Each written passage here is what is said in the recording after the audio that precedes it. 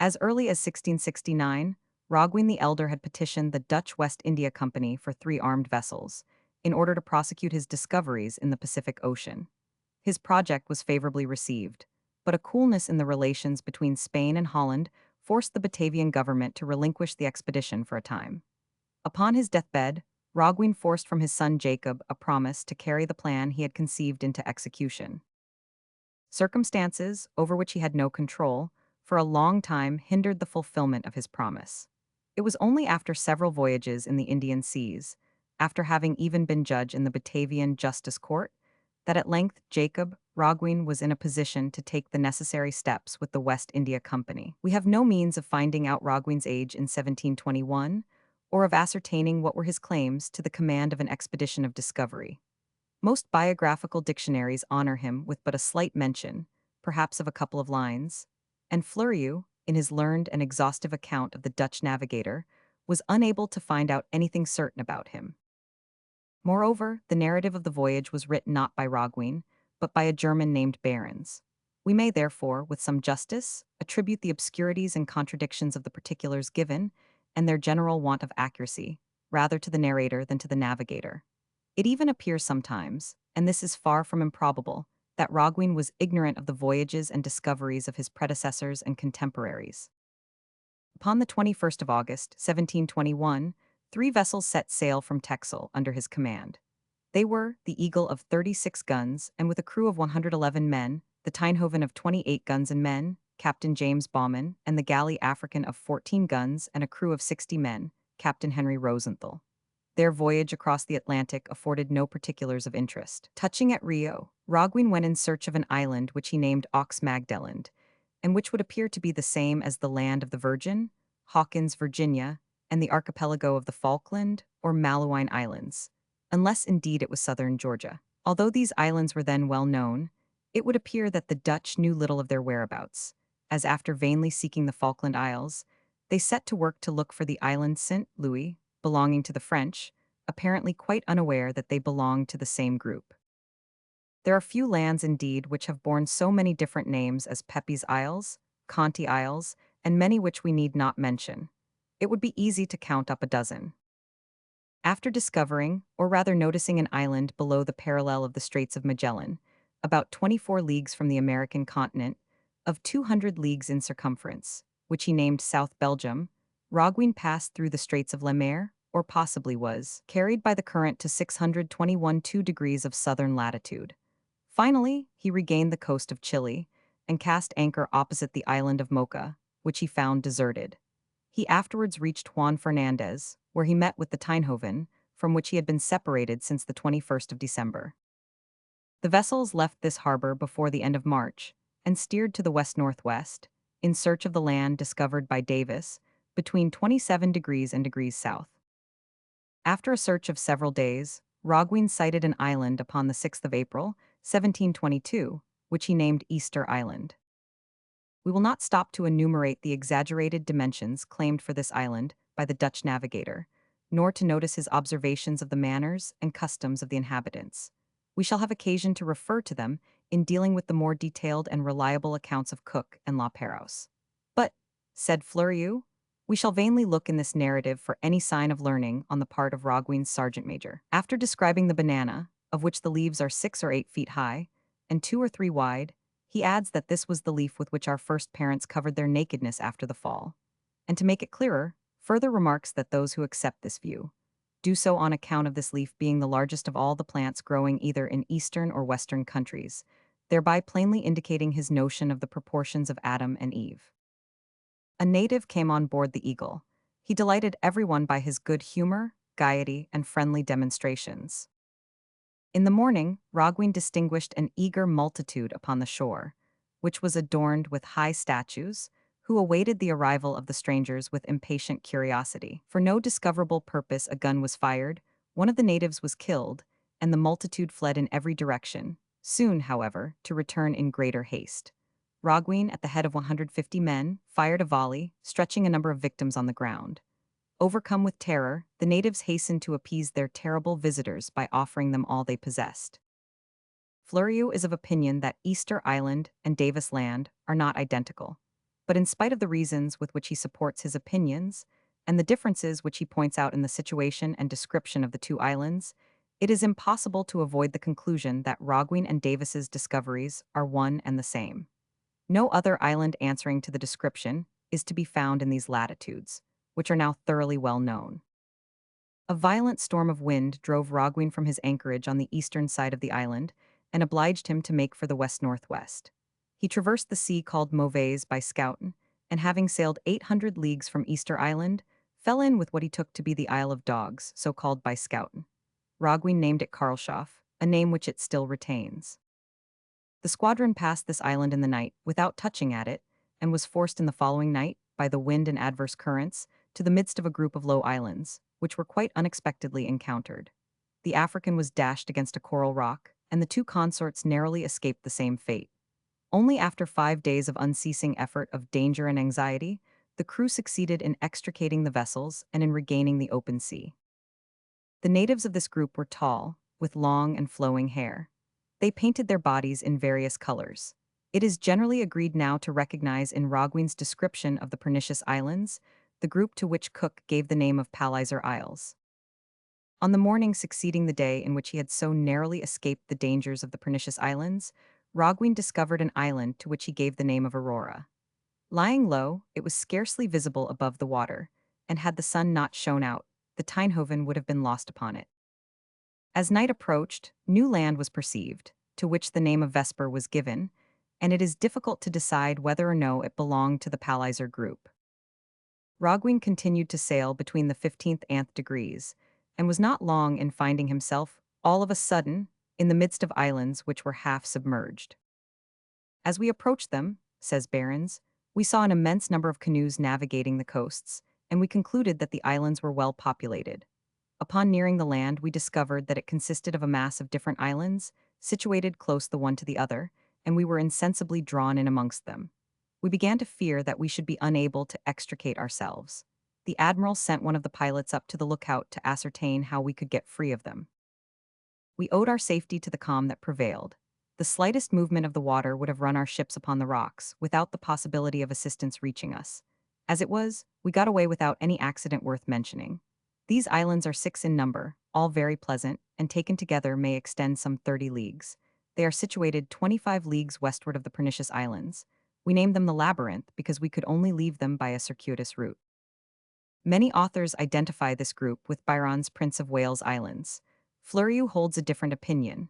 Dumont d'Urville thinks them identical with the group of V-Legion, already seen by Schouten and Lemaire.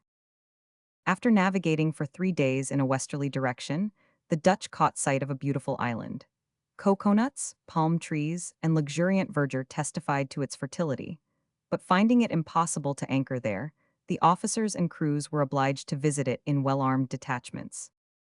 Once more the Dutch needlessly shed the blood of an inoffensive population which had awaited them upon the shore, and whose only fault consisted in their numbers.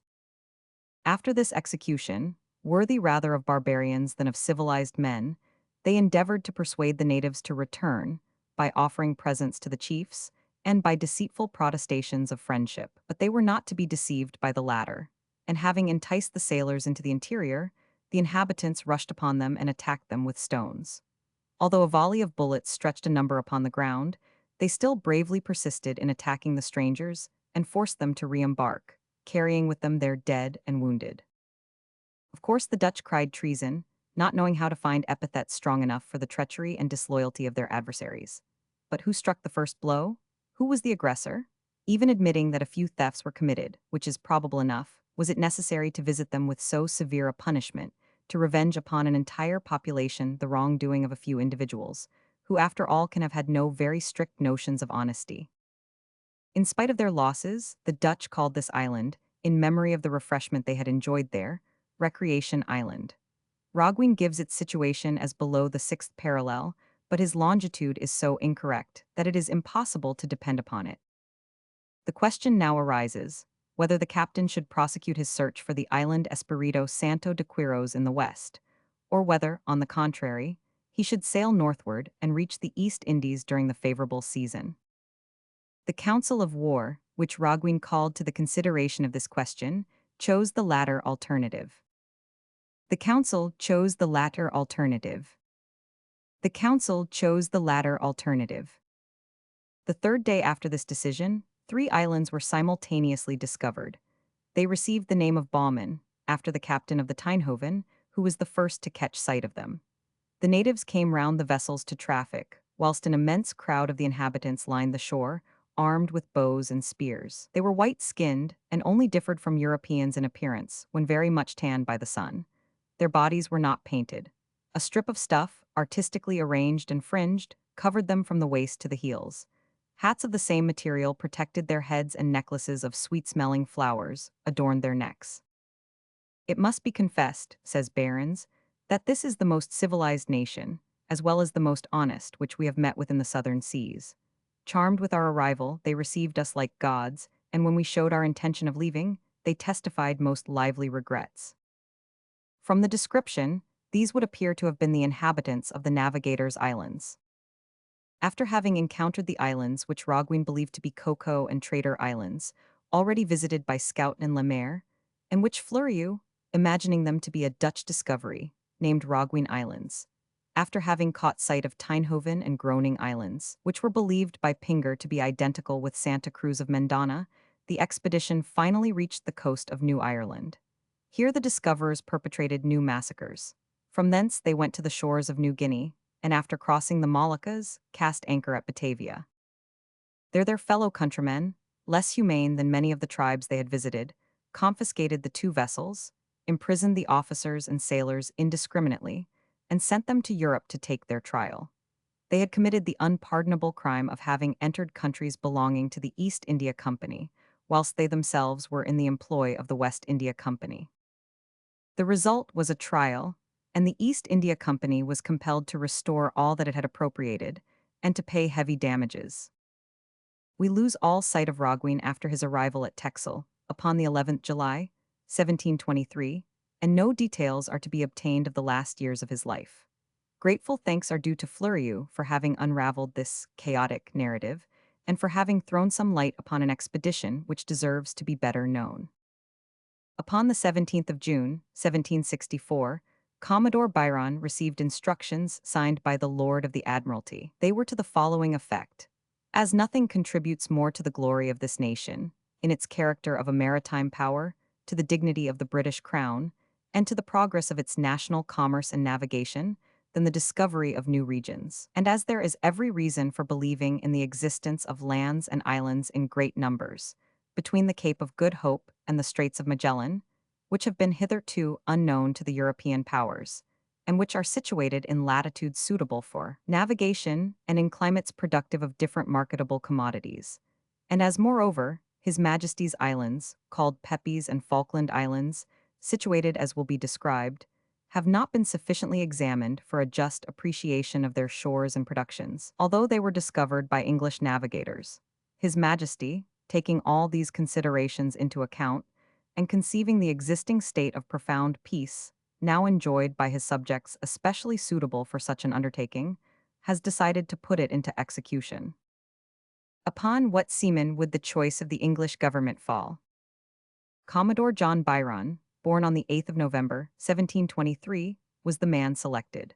From his earliest years, he had shown an enthusiastic love of seafaring life, and at the age of 17 had offered his services upon one of the vessels that formed Admiral Anson's squadron, when it was sent out for the destruction of Spanish settlements upon the Pacific coast. We have already given an account of the troubles which befell this expedition before the incredible fortune, which was to distinguish its last voyage. The vessel upon which Byron embarked was the Wager. It was wrecked in passing through the Straits of Magellan, and the crew being taken prisoners by the Spaniards, were sent to Chile. After a captivity which lasted at least 3 years, Byron effected his escape, and was rescued by a vessel from St. Malo, which took him to Europe. He returned at once to service, and distinguished himself in various encounters during the war with France. Doubtless it was the recollection of his first voyage round the world, so disastrously interrupted, which procured for him the distinction conferred upon him by the Admiralty. The vessels entrusted to him were carefully armed. The Dauphin was a sixth-rate man-of-war, and carried guns, 150 sailors, 3 lieutenants and petty officers. The Tamar was a sloop of 16 guns and sailors, 3 lieutenants, 27 petty officers, commanded by Captain Moit. The start was not fortunate. The expedition left the Downs upon the 21st of June, but the Dauphin grounded before leaving the Thames and was obliged to put into Plymouth for repairs. Upon the 3rd of July, anchor was finally weighed, and 10 days later, Byron put in at Funchal in the island of Madeira for refreshments.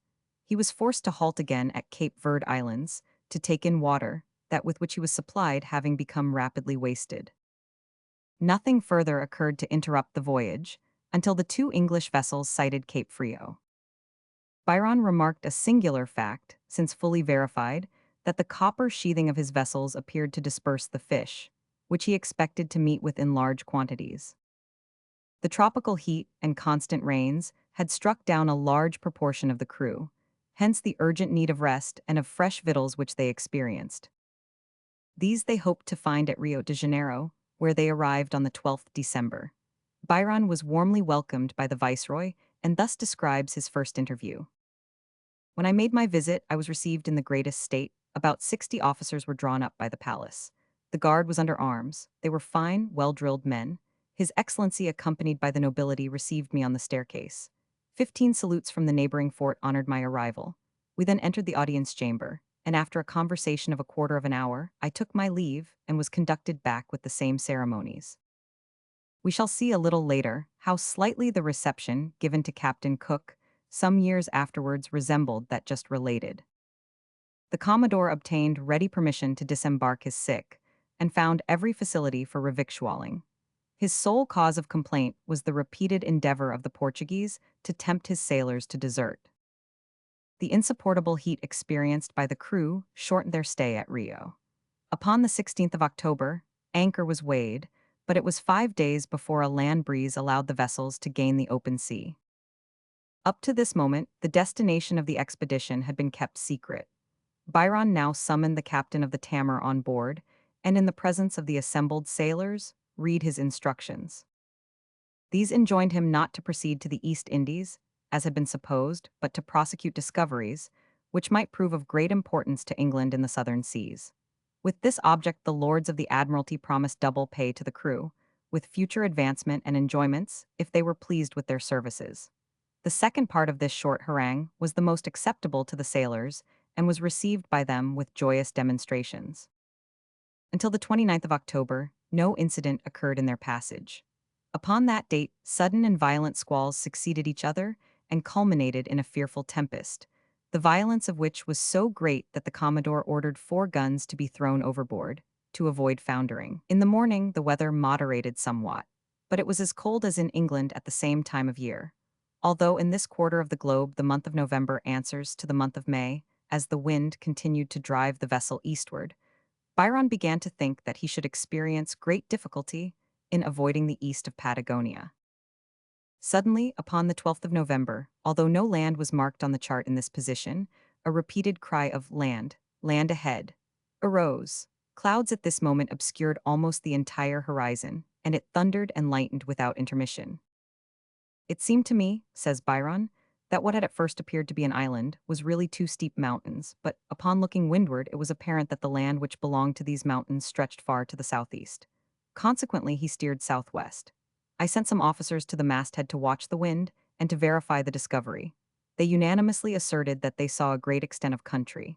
We then went east. The land appeared to present entirely the same appearance. The mountains looked blue, as is often the case in dark and rainy weather when one is near them. Shortly afterwards, several of our number fancied they could distinguish waves breaking upon a sandy shore, but after steering with the utmost caution for an hour, that which we had taken for land disappeared suddenly, and we were convinced to our amazement that it had been only a land of fog.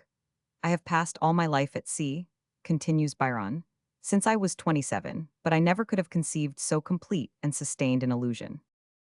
There is no doubt that had the weather not cleared so suddenly as it did, we should one and all on board have declared that we had discovered land in this latitude. We were then in latitude 43 degrees 46 S and longitude 60 degrees 5 W.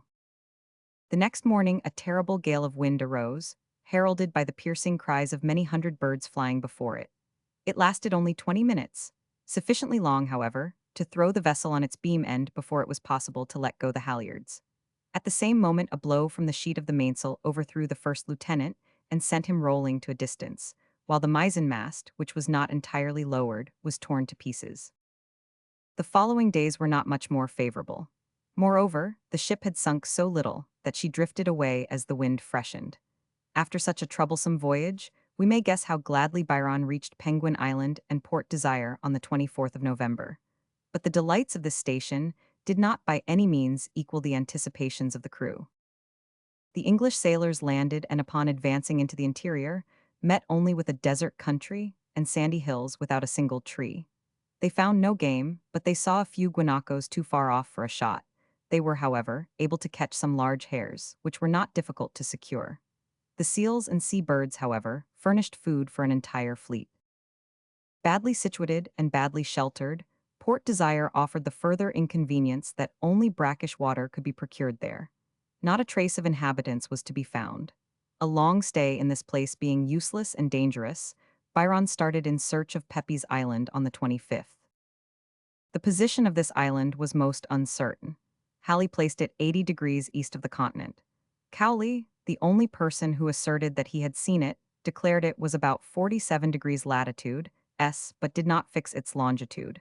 Here then was an interesting problem to solve.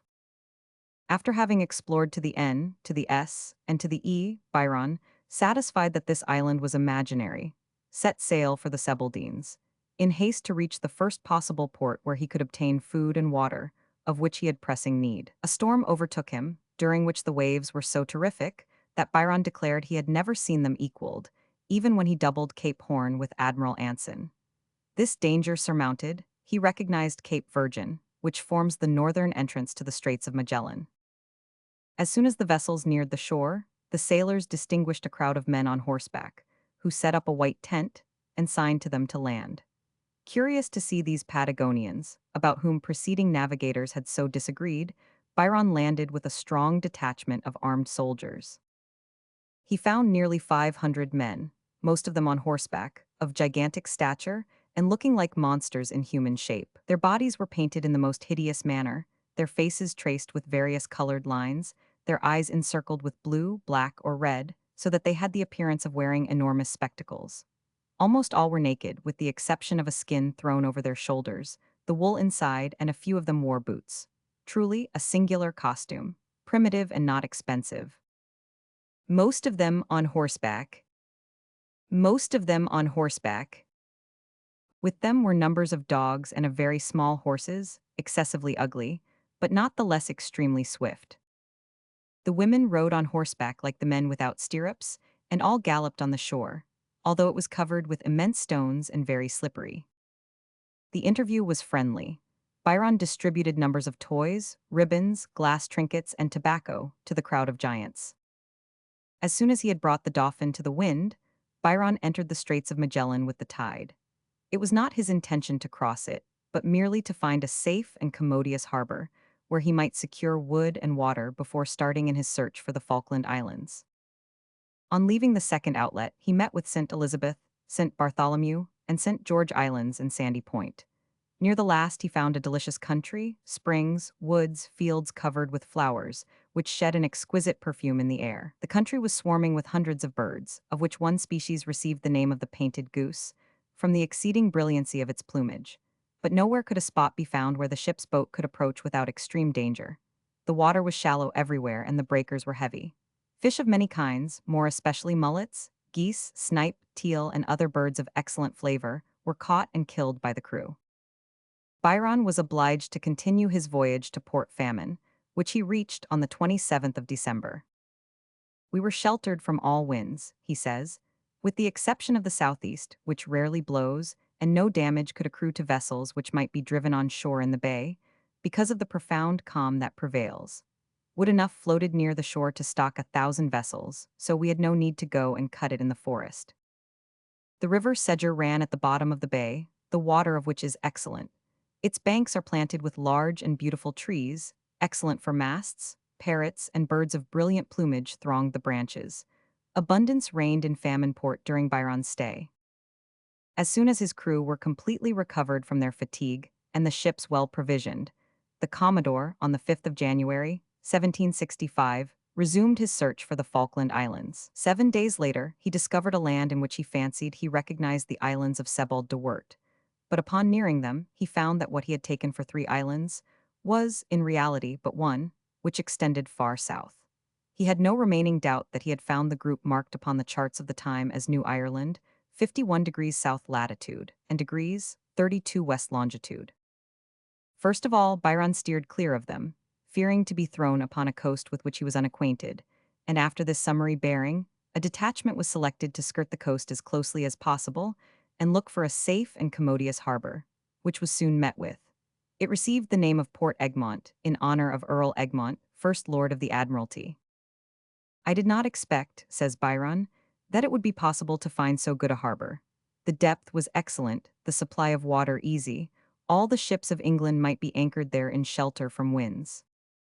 Geese, ducks, and teal abounded to such an extent that the sailors were tired of eating them. Want of wood was general, with the exception of some trunks of trees which floated by the shore, and which were apparently brought here from the Strait of Magellan. The wild sorrel and celery, both excellent antiscorbutics, were to be found in abundance. Sea calves and seals, as well as penguins, were so numerous that it was impossible to walk upon the strand without seeing them rush away in herds. Animals resembling wolves, but more like foxes in shape, with the exception of their height and tails, several times attacked the sailors, who had great difficulty in defending themselves. It would be no easy task to guess how they came here, distant as the country is from any other continent, by at least 100 leagues, or to imagine where they found shelter in a country barren of vegetation, producing only rushes, swordgrass, and not a single tree. The account of this portion of Byron's voyage, in Didot's biography, is a tissue of errors. The flotilla, says M. Alfred de Lacaze, became entangled in the Straits of Magellan, and was forced to put into a bay near Port Famine, which was named Port Egmont. A singular mistake, which proves how lightly the articles of this important collection were sometimes written. Byron took possession of Port Egmont and the adjacent isles, called Falkland, in the name of the King of England. Cowley had named them Pepys Islands, but in all probability the first discoverer was Captain Davis in 1592. 2 years later, Sir Richard Hawkins found land which was thought to be the same, and named it Virginia, in honor of his Queen Elizabeth. Lastly, vessels from St. Malo visited this group, and no doubt it was owing to this fact that Frezier called them the Malouines Islands. Map of the Eastern Hemisphere. Engraved by E. Morieu 23, R. de Bria, Paris. Straits of Magellan, after Bougainville. Grave par E. Morieu. After having named a number of rocks, islets, and capes, Byron left Port Egmont on the 27th of January and set sail for Port Desire, which he reached 9 days later. There he found the Florida, a transport vessel, which had brought from England the provisions and necessary appliances for his long voyage. But this anchorage was too dangerous. The Florida and the Tamar were in too bad a condition to be equal to the long operation of transshipment. Byron therefore sent one of his petty officers, who had a thorough knowledge of the Strait of Magellan, on board the Florida, and with his 2 consorts set sail for Port Famine. He met with a French ship so many times in the straits that it appeared as if she were bent upon the same course as himself. Upon returning to England, he ascertained that she was the Aigle, Captain M. de Bougainville, who was coasting Patagonia in search of the wood needed by the French colony in the Falkland Islands. During the various excursions in the straits, the English expedition received several visits from the inhabitants of Tierra del Fuego. I have never seen such wretched beings, says Byron. They were entirely naked, with the exception of a skin thrown across the shoulders. They offered me the bows and arrows with which they were armed in exchange for beads, necklaces, and other trifles. Their arrows, which were 2 feet long, were made of cane and pointed with greenish stone. The bows were 3 feet long and were furnished with catgut for strings. Their nourishment consisted of certain fruits, mussels, and the remains of putrid fish thrown upon the beach during the storms. Pigs only could have relished their food. It consisted of large pieces of whale, already putrefied, the odor of which impregnated the air for some distance. One of them tore the carrion in pieces with his teeth and handed the bits to his companions, who devoured them with the voracity of wild beasts. Several of these miserable beings decided to come on board. Wishing to give them a pleasant reception, one of my petty officers played the violin and the sailors danced. This delighted them. Anxious to show their appreciation, one of their number hastened to his pirogue, small boat, and returned with a little bag of wolf skin, containing a red ointment, with which he rubbed the face of the violinist. He was anxious to pay me the same attention, but I drew back. He then tried every means of overcoming my delicacy, and I had great difficulty in avoiding the mark of esteem he was so anxious to give me. One of them tore the carrion with his teeth. One of them tore the carrion with his teeth. It will not be out of place here to record the opinion held by Byron, an experienced seaman, upon the advantages and disadvantages offered to the passage through the Straits of Magellan. He does not agree with the majority of navigators who have visited these latitudes. He says, "Our account of the difficulties and dangers we encountered may lead to the idea that it is not prudent to attempt this passage, and that ships leaving Europe for the southern seas should prefer to double Cape Horn. I am by no means of this opinion, although I have twice doubled Cape Horn. There is one season in the year when not only one ship, but an entire fleet might safely cross the straits, and to profit by this season, one should enter them in the month of December. One inestimable advantage which should weigh with all navigators is that celery, scurvy grass, fruits, and other antiscorbutic vegetables abound.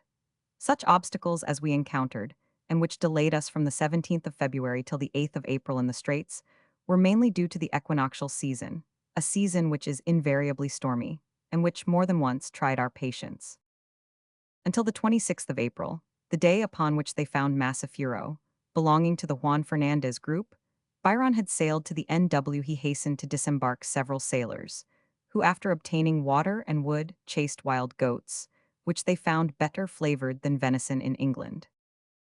During their stay in this port, a singular fact occurred. A violent surf broke over the shore and prevented the shore boats from reaching the strand. Although he was provided with a life belt, one of the sailors, who could not swim, refused to jump into the sea to reach the boat. Threatened with being left alone on the island, he still persistently refused to venture, when one of his companions cleverly encircled his waist with a cord, in which he had made a running knot, and one end of which was made fast to the boat. When he reached the vessel, Hawksworth's narrative relates that the unfortunate fellow had swallowed so much water that he appeared lifeless. He was accordingly hung up by the heels, whereupon he soon regained his senses, and the next day was completely restored. But in spite of this truly wonderful recovery, we can hardly venture to recommend this course of treatment to humane rescue societies. Leaving Massafuro, Byron changed his route, with the intention of seeking Davis Land, now known as Easter Island, which was placed by geographers in 27 degrees 30, 100 leagues westward of the American coast. 8 days were devoted to this search. Having found nothing after this cruise, which he was unable to prolong, Byron, following his intention of visiting the Solomon Group, steered for the northwest. Upon the 22nd of May, scurvy broke out on board the vessels and quickly made alarming havoc. Fortunately, land was perceived from the lookout on the 7th of June in 140 degrees 58 west longitude. Next day, the fleet neared two islands, which presented an attractive appearance. Large bushy trees, shrubs, and groves were seen, and a number of natives who hastened to the shore and lighted fires. Byron sent a boat in search of anchorage. It returned without having found the requisite depth at a cable's length from shore. The unfortunate victims of scurvy who had crawled onto the forecastle cast looks of sorrowful longing at the fertile islands, which held the remedy for their sufferings and which nature placed beyond their reach. The narrative says, "They saw the cocoa trees in abundance, laden with fruit, the milk of which is probably the most powerful antiscorbutic in the world. They had reason for supposing that limes, bananas, and other tropical fruits abounded, and to add to their torments, they saw the shells of tortoises floating on the shore. All these delights, which would have restored them to vigor, were no more attainable than if they had been separated by half the globe, but the sight of them increased the misery of their privations." Byron was anxious to curtail the tantalizing misery of his unfortunate crew, and giving the name of Disappointment Islands to the group, he set sail once more on the 8th of June. The very next day he found a new land, long, flat, covered with cocoanut trees. In its midst was a lake with a little islet. This feature alone was indicative of the madreporic formation of the soil, simple deposit which was not yet, but which in time would become, an island. The boat sent to sound met in every direction with a coast as steep as a wall. Meanwhile, the natives made hostile demonstrations. Two men entered the boat. One stole a sailor's waistcoat, another put out his hand for the quartermaster's cocked hat, but not knowing how to deal with it, pulled it towards him, instead of lifting it up, which gave the quartermaster an opportunity of interfering with his intention. Two large pirogues, each manned by 30 paddlers, showed an intention of attacking the vessels, but the latter immediately chased them. Just as they were running ashore, a struggle ensued, and the English, all but overwhelmed by numbers, were forced to use their arms. 3 or 4 natives were killed. Next day, the sailors and such of the sick as could leave their hammocks landed. The natives, intimidated by the lesson they had received in the evening, remained in concealment, whilst the English picked coconuts and gathered antiscorbutic plants. These timely refreshments were so useful that in a few days there was not a sick man on board. Parrots, rarely beautiful, and tame doves, and several kinds of unknown birds composed the fauna of the island, which received the name of King George. That which was discovered afterwards was called Prince of Wales Island. All these lands belong to the Paumotu group, which is also known as the Low Islands, a very suitable name for this archipelago. On the 21st again, a new chain of islands surrounded by breakers was sighted.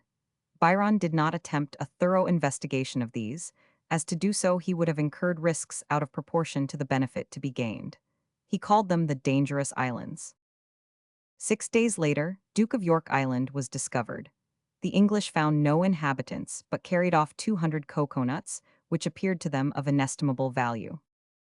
A little farther, in latitude 1 degrees 18, south, longitude 173 degrees 46, west, a desert island received the name of Byron. It was situated eastward of the Gilbert group. The heat was overwhelming, and the sailors, weakened by their long voyage and want of proper food, in addition to the putrid water they had been forced to drink, were almost all attacked by dysentery. At length, on the 28th of July, Byron joyfully recognized Saipan and Tinian Islands, which form part of the Marion or Ladrone Islands, and he prepared to anchor in the very spot where Lord Anson had cast anchor with the Centurion. Tents were immediately prepared for the sufferers from scurvy.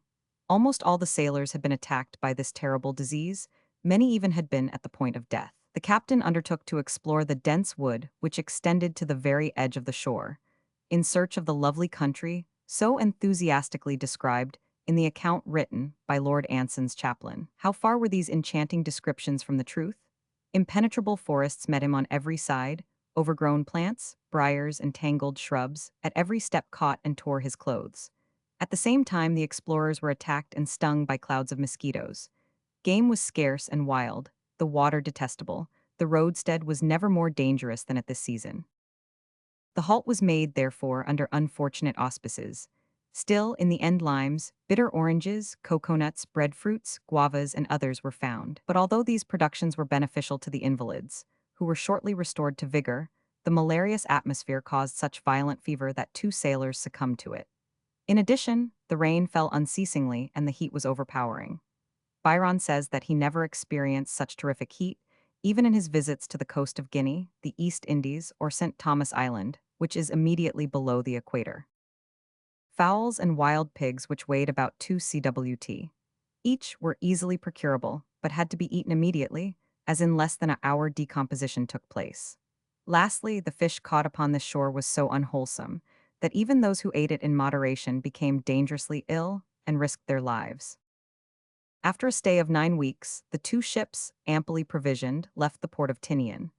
Byron continued his route to the north, after having passed Anatakan Island, already discovered by Anson.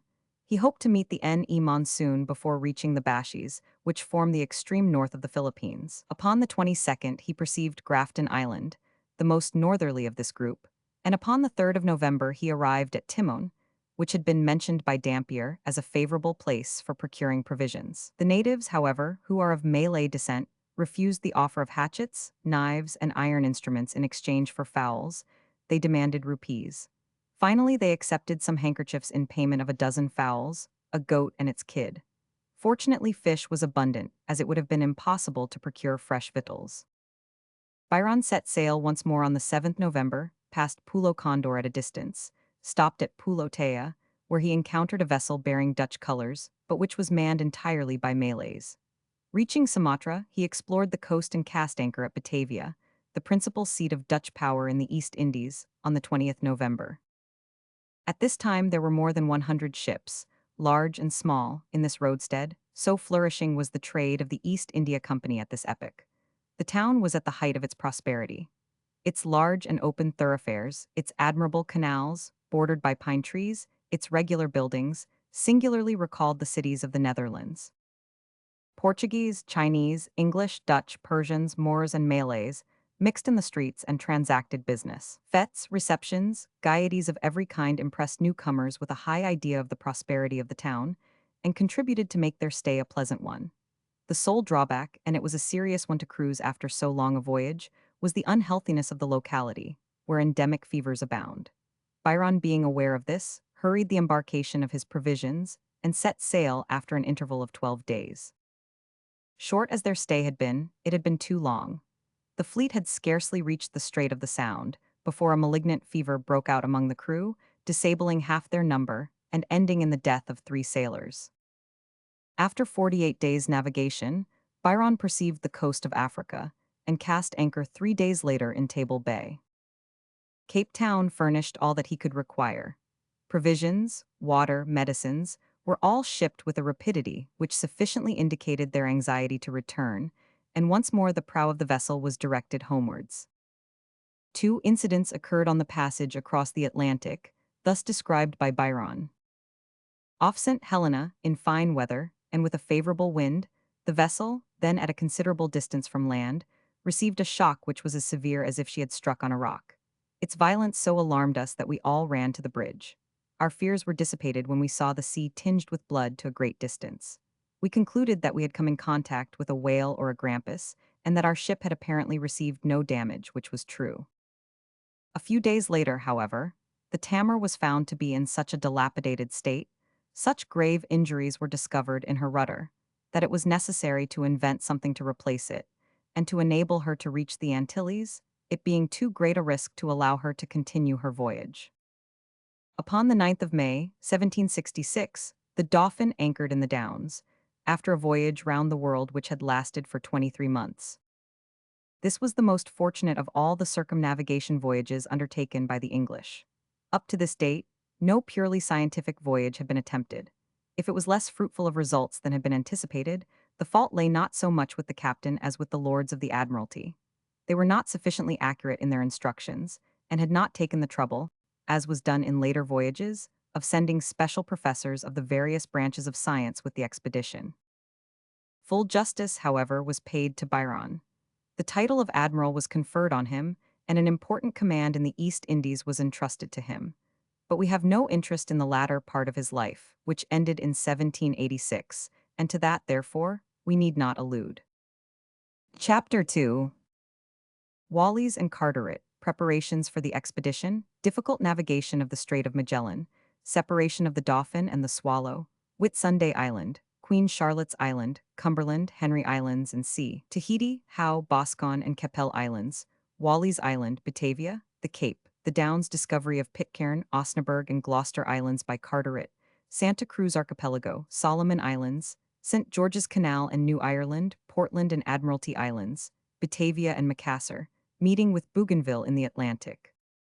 The impulse once given, England inaugurated the series of scientific expeditions which were to prove so fruitful of results, and to raise her naval reputation to such a height.